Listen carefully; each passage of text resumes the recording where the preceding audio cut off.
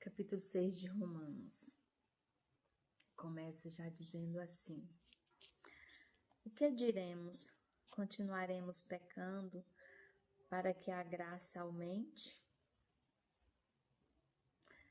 De maneira nenhuma. Nós que morremos para o pecado, como podemos continuar vivendo nele? Ou vocês não sabem que todos nós fomos batizados em Cristo Jesus, fomos batizados também em sua morte? Portanto, fomos sepultados com ele na morte por meio do batismo, a fim de que, assim como Cristo ressuscitado dos mortos mediante a glória do Pai, também nós vivamos uma vida nova. E é por isso que o texto começa dizendo assim: se nós já fomos, como disse no capítulo 5, justificados em Jesus, pelo seu sangue, fomos comprados pelo preço do sangue de Jesus na cruz. Fomos libertos do pecado. E sabemos, temos consciência que podemos contar com a graça de Deus através de Jesus. Nós vamos continuar pecando para que essa graça aumente em nós? E o texto diz: de maneira nenhuma. Nós recebemos em Jesus a salvação, recebemos o batismo, também recebemos a sua morte, mas fomos salvos, fomos libertos pelo sangue de Jesus. E aí, a partir da cruz, fomos cortados do pecado, da morte eterna. Pelo batismo de Jesus, fomos livres do pecado original, porque ontem nós comentamos no capítulo 5 que por um só homem entrou o pecado no mundo e com ele entrou a morte. Também por um só homem entrou a salvação e vida plena em Jesus Cristo. E nós somos escravos daquilo que optamos. Nós já fomos salvos, libertos em Cristo, a partir da sua morte de cruz. Cristo morreu apenas uma única vez. Ele não vai morrer de novo pelas nossas mazelas, porque a morte, o pecado já não tem mais poder sobre nós, sobre ele.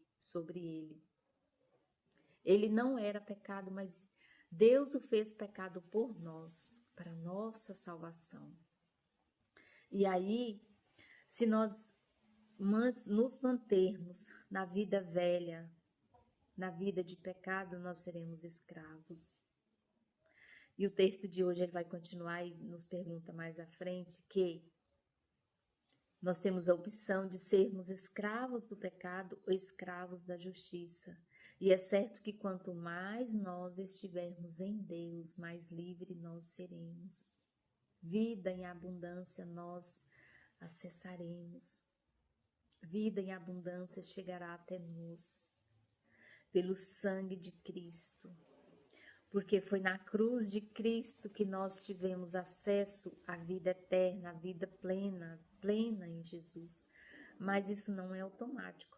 Eu tenho a opção de continuar escravo, sendo escravo do pecado, mesmo depois da ressurreição de Cristo, porque Cristo pagou pelo meu pecado na cruz e também me libertou, como eu também posso continuar com a vida velha, porque eu sou livre. Deus não me oprime, quem oprime é o inimigo, é o demônio que nos oprime.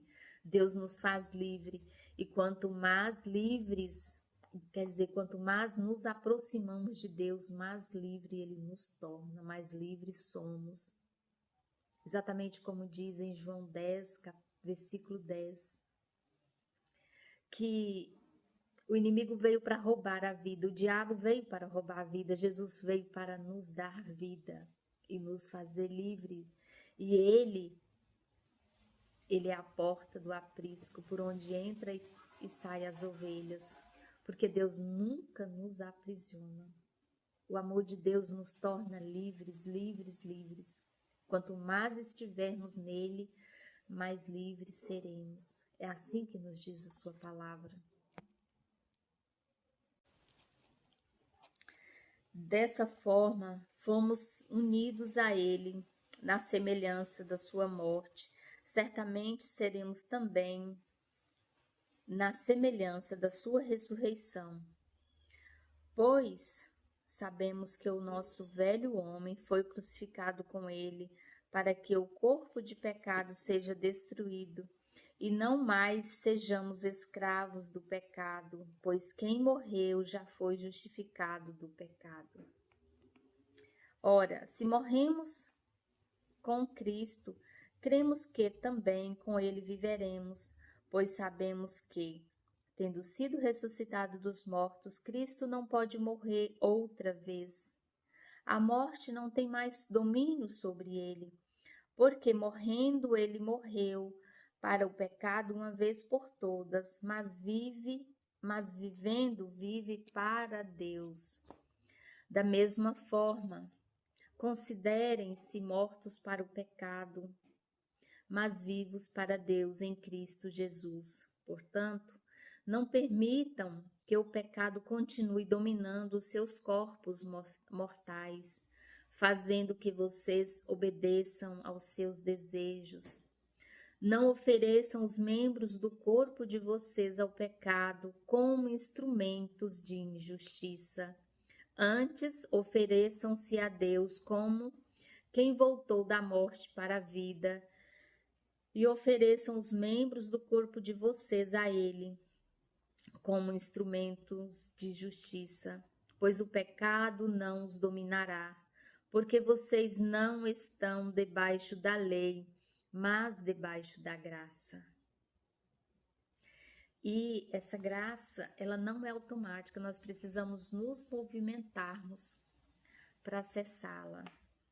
Igual, por exemplo, quando a gente entra no rio, que a água chega aqui, a gente já precisa se movimentar para nadarmos, porque senão a gente vai se afogar. E se a gente não fizer esse movimento de nadar, a gente vai para o fundo, iremos sucumbir. Assim é a graça de Deus, nós sabemos que ela existe. Se a gente não fizer movimento de irmos ao seu encontro, a gente vai sucumbir no pecado, na escravidão. A liberdade está ali para todos nós. Cristo nos chama para a liberdade. Ele já sofreu, já padeceu no alto da cruz, já derramou o seu sangue, já nos comprou pelo preço do seu sangue. Fomos comprados por um alto preço, preço do sangue do Filho de Deus, mas nós precisamos fazer jus por isso, fazer jus a isso. Mas se também não quisermos, tá tudo bem, Deus não vai nos obrigar, porque Deus nos quer por amor. Ele nos chama e nós temos a liberdade de ouvir o seu chamado e obedecê-lo. Se também não quisermos obedecê-lo, tá tudo bem, tá tudo certo. E então, vamos pecar porque não estamos debaixo da lei, mas debaixo da graça? Ou seja, vamos continuar pecando na certeza que temos a misericórdia de Deus em nosso favor? De maneira nenhuma. Assim diz a palavra, de forma nenhuma. Não sabemos que quando vocês se oferecem, ou melhor, não sabem que quando vocês se oferecem a alguém para lhe obedecer como escravos tornam-se escravos daquele a quem obedecem? Escravos do pecado que leva à morte, ou escravo da obediência que leva à justiça? E a justiça aqui está falando de vida eterna, está falando da graça, refere-se à graça. Mas a graça de Deus, porque embora vocês tenham sido escravos do pecado, passaram a obedecer de coração a forma de ensino que lhes foi transmitida. Vocês foram libertados do pecado e tornaram-se escravos da justiça. Falo isso em termos humanos por causa das suas limitações humanas, assim como vocês oferecem os membros do seu corpo em escravidão à impureza e à maldade que leva à maldade, ofereçam-nos agora em escravidão à justiça que leva à santidade. Mas nós temos essa liberdade de escolher estar na justiça ou estar na escravidão do pecado que leva à morte. E sermos escravos da justiça, que é da obediência de Deus, nos leva à santidade, nos leva a sermos filhos de Deus, porque precisamos ser obedientes para assumir o papel de filhos. A palavra diz assim: quando vocês eram escravos do pecado, estavam livres da justiça. Que fruto colheram, então, das coisas das quais agora vocês se envergonham?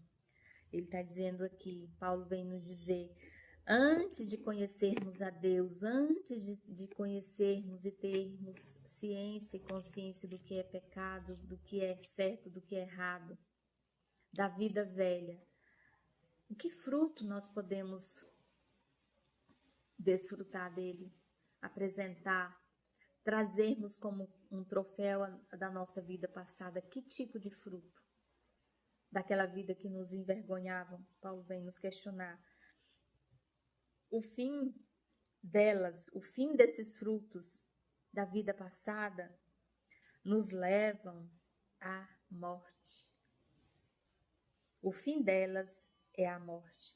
Mas agora que vocês foram libertados do pecado e se tornaram escravos de Deus, o fruto que colhem leva à santidade, e o seu fim é a vida eterna. Pois o salário do pecado é a morte, mas o dom gratuito de Deus é a vida eterna em Cristo Jesus, nosso Senhor. Quando Paulo escreve esse livro de Romanos, Paulo estava preso em Roma, e ele vem alertar aquela comunidade de romanos, mostrando. Ali tinha pessoas que já tinham se convertido, porque eles conheciam da lei, mas não a praticavam. É tanto que Paulo era um deles, e Paulo, a partir da conversão, quando ele se encontra com Jesus, ele começou a anunciar o reino de Deus e a sua justiça. E por que que eles desenvolveram um tamanho ódio por Paulo? Porque quando Paulo anunciava a luz, anunciava a justiça, automaticamente Paulo denunciava os seus erros, os erros deles. Que era a fornicação, que era derramamento de sangue, morte de inocentes e tantas coisas mais. E eles tinham faziam questão de exibirem a lei e dizer que acreditavam em Deus. E Jesus, quando andou no meio deles, disse que se não existisse a lei, e se Jesus não tivesse vindo e falado para eles, eles eram inocentes, mesmo praticando o erro. Mas, como Jesus havia vindo e anunciado a verdade, agora eles eram culpados das suas atitudes. Isso é relatado no livro de João. No livro de João, uma parte do livro de Mateus também é relatado. E também isso é para nós. Até a gente saber o certo do errado, tem um certo peso. Mas a partir do momento que nós sabemos, e sabemos distinguir o certo do errado e continuamos no erro, é outra questão. É uma questão mais densa, é um alimento mais sólido, responsabilidade maior.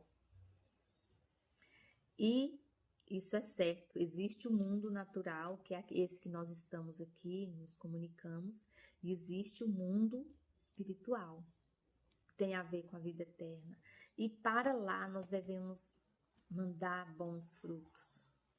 Nós devemos plantar boa semente e os frutos dessa semente, elas vão para a eternidade. É para a eternidade que vão os frutos bons ou os ruins. Assim a palavra nos ensina. E nós precisamos ter essa consciência. Ah, mas eu não quero saber disso aí, eu não quero saber de palavra de Deus, não quero saber de obedecer e tal e tudo. No capítulo de ontem também falou a respeito da obediência. Se eu opto pela obediência, tanto eu serei beneficiada pelas bênçãos, como a minha linhagem familiar a partir de mim. Se eu opto pela desobediência, eu também colherei seus frutos correspondentes. E não só eu, mas a minha linhagem de família. E temos a livre escolha, podemos escolher. Plantar boa semente, colheremos bons frutos. Ou plantar semente de péssima qualidade, também iremos colher frutos correspondentes a essa semente. E nós devemos viver bem, aproveitarmos bem a vida. A vida não é curta, nós é que aproveitamos ela de forma errada. Imagina quando a gente resolve guardar rancor, ressentimento, frustrações, não merecimento, necessidade de aprovação, sendo que Jesus já me aprovou quando ele me ganhou na cruz. Quando Deus me criou sua imagem e semelhança, ele já me aprovou. E ali ele me deu todo o merecimento. E através do pecado, eu fui impedida de acessar toda essa graça, todo esse merecimento. Mas quando ele manda Jesus aqui para a terra, Jesus me conecta com esse acesso novamente. E aí eu preciso me movimentar para ter esse acesso. Porque esse acesso existe, mas ele não é automático. Por que ele não é automático? Porque Deus nos fez livre. E nós temos a livre escolha, nós temos o nosso tempo. Só que o tempo urge, como diz na sua palavra. O tempo urge. O quanto antes nós estivermos em movimento em busca dessa vida em abundância, dessa vida de desfrute, dessa vida plena que é a que Deus nos promete, melhor será para nós. Melhor será para nós. Porque a gente não veio aqui só nascer, crescer e morrer. Não. Entre essas lacunas aí, tem-se responsabilidade das quais nós somos responsáveis.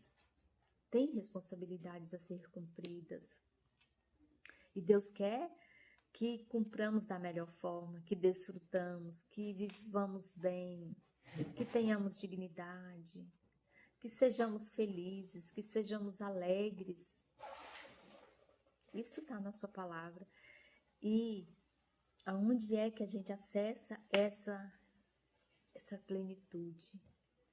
Vivendo as promessas de Deus, que são mais de 8.000 promessas, assim está na Bíblia. Mas por que a gente não sabe? Porque a gente não conhece.